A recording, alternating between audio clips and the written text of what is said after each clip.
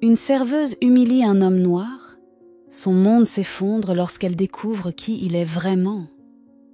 Il y a des jours où une seule phrase suffit à détruire toute une vie. Et pour Claire Bennett, serveuse dans un restaurant de luxe au cœur de la ville, ce jour-là allait tout changer.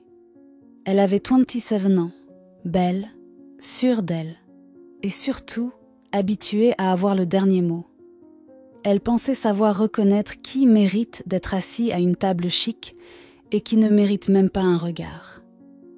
Le restaurant où elle travaillait n'ouvrait ses portes qu'aux riches, aux célèbres, à ceux qui portaient des montres à $10 000 et qui réservent 3 semaines à l'avance. Elle adorait cet univers. Pour elle, c'était plus qu'un emploi. C'était son royaume. Et dans ce royaume, elle décidait qui avait le droit d'exister. Ce soir-là, alors que le service battait son plein, un homme s'est présenté à l'entrée. Costume sur mesure, chaussures brillantes, allure élégante. Il ne faisait pas de bruit, ne cherchait pas à impressionner. Il respirait la tranquillité. Mais Claire, en le voyant, a immédiatement tiqué. Il était noir. Et dans son esprit plein de préjugés, il ne collait pas à l'image qu'elle avait de la clientèle idéale. Il s'approche du comptoir. « Bonsoir, j'aimerais savoir s'il reste une table pour ce soir. » Claire le toise du regard, sans même consulter le planning.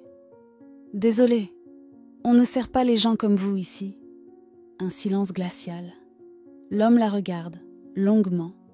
Il ne dit rien, aucune colère, aucune émotion visible. Il hoche doucement la tête, puis il tourne les talons et quitte les lieux. Claire, elle, rit discrètement, fière d'elle, fière de sa réplique bien placée. Elle ne savait pas encore que ce simple moment allait déclencher une tempête. Quelques heures plus tard, en salle de repos, elle raconte sa petite victoire à ses collègues, un sourire en coin. Personne ne rit. Ils sont mal à l'aise, mais personne n'ose la contredire. Claire est là depuis longtemps, elle a 16 appuis. Elle se croit intouchable. Sauf Cathy, une jeune serveuse arrivée il y a à peine quelques mois. Discrète, gentille, elle n'a jamais osé s'opposer à Claire. Mais ce soir-là, elle pose enfin la question que personne n'ose formuler. Tu ne crois pas que c'était un peu exagéré ?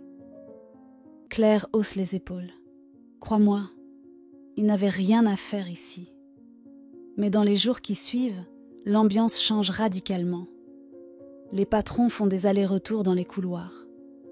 On chuchote, on murmure, jusqu'au moment où Christine, la directrice du restaurant, entre dans la salle du personnel, livide. « Claire, dans mon bureau, tout de suite. » Dans la pièce, une bombe est sur le point d'exploser. Christine ferme la porte. Son regard est dur. « Tu te souviens de l'homme que tu as refoulé l'autre soir ?» Claire fronce les sourcils, un peu perdue. « Oui. Et alors ?» Christine inspire profondément. « Il s'appelle Thomas Callahan, et il est le propriétaire du bâtiment, pas seulement ça. Il possède aussi 2 autres immeubles de ce quartier. » Le sang quitte le visage de Claire. « C'est impossible. » « Non, Claire, c'est bien lui.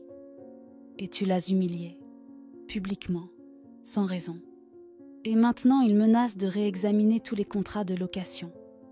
On risque de perdre ce restaurant à cause de toi. » Claire se sent vaciller. Elle essaie de se défendre. « Je ne savais pas qui il était. Et s'il n'avait pas été propriétaire, tu crois que ça aurait justifié ce que tu lui as dit ? Tu ne vois vraiment pas le fond du problème ? » Le lendemain, la presse locale s'empare de l'affaire. Un client noir rejeté dans un établissement de luxe. Les réseaux sociaux s'enflamment. Des clients annulent leurs réservations. Et Claire devient le visage d'un scandale national. Elle est immédiatement retirée du service. Christine la convoque à nouveau. « Tu ne peux plus servir en salle. Pour l'instant, tu seras en cuisine. On décidera plus tard si tu restes ou non. » Le choc est brutal.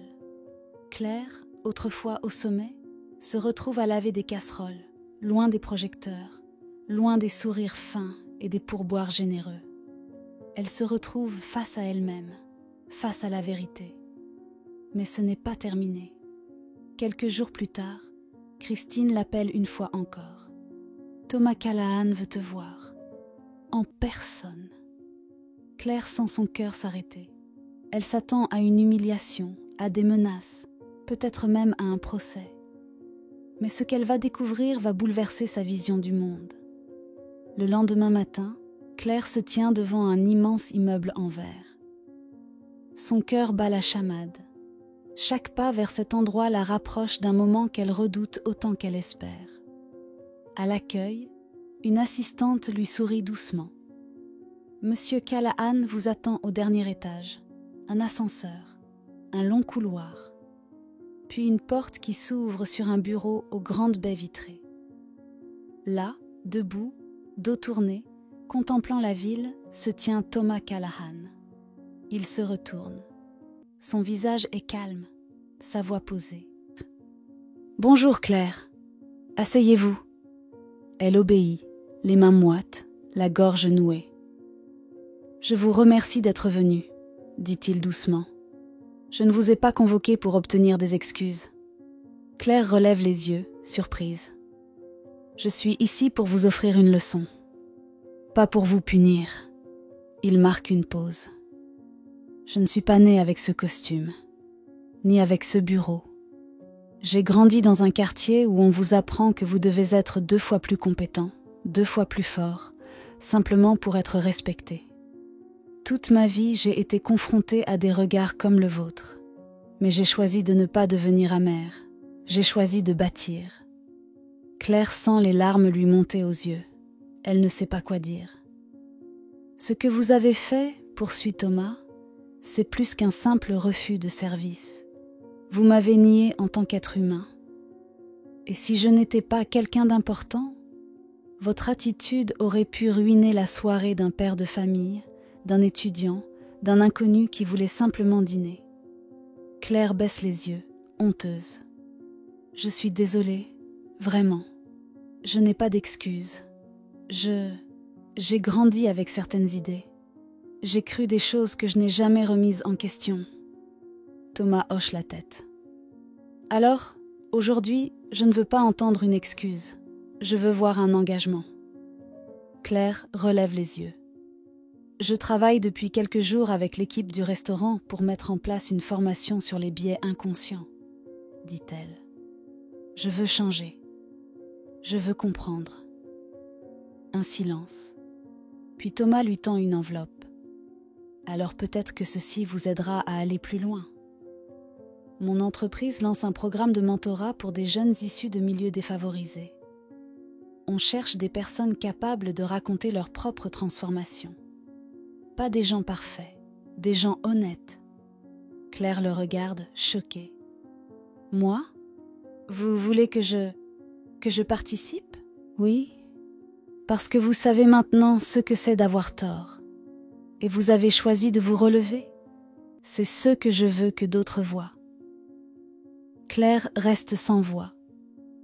C'est un nouveau chapitre qui s'ouvre, une porte qu'elle n'aurait jamais imaginé franchir. Les semaines passent. Claire plonge à corps perdu dans ce nouveau rôle. Elle collabore avec des associations, parle dans des lycées, partage son histoire sans phare ni excuse. La jeune femme arrogante qui trônait au comptoir a disparu. Elle laisse place à une voix qui ose parler d'erreur, de prise de conscience et de rédemption. Elle n'est plus serveuse. Elle est mentor. Elle n'est plus dans l'ombre. Elle devient un exemple. Et dans chaque regard qu'elle croise, dans chaque main qu'elle serre, elle sait que rien n'est perdu. Que le changement commence parfois dans la douleur, mais qu'il peut aboutir à quelque chose de profondément beau. Et tout cela a commencé avec une seule phrase. Une erreur. Un homme qui a choisi d'éduquer plutôt que de punir. Et une femme qui a eu le courage de dire « Je veux changer ».